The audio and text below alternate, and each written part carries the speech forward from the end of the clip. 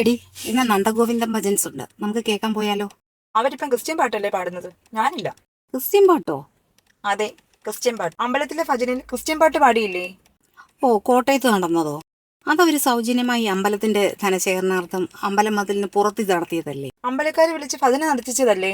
അല്ല, അതിലെ പ്രധാന പാട്ടുകാരന്റെ ജന്മസ്ഥലമാ. അവിടുത്തെ അമ്പലത്തിന്റെ ഗോപുരം പണിയാന് അവര് സൗജന്യമായി ഒരു പരിപാടി ചെയ്തതാ. അവിടെ പാസ് വെച്ചാ പരിപാടി നടത്തിയത്. പാസ് എടുത്തതിൽ ധാരാളം ക്രിസ്ത്യൻ സഹോദരങ്ങളും ഉണ്ടായിരുന്നു. അങ്ങനെയാണോ?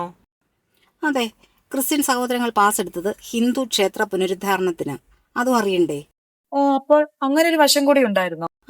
ആ വശം മാത്രമല്ല, ആ പരിപാടി നടത്താൻ സ്ഥല സൗകര്യം ഏർപ്പാടാക്കിയത് സമീപത്തെ പള്ളിയാണ്. അതെയോ?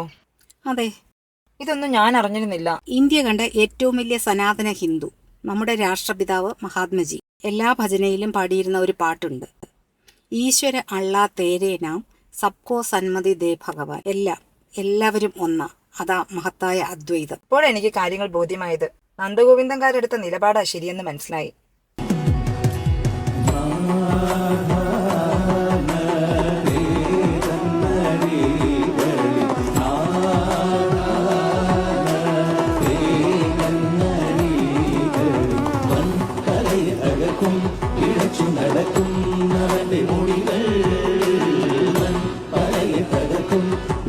നടക്കുന്നവന്റെ മൊഴികൾ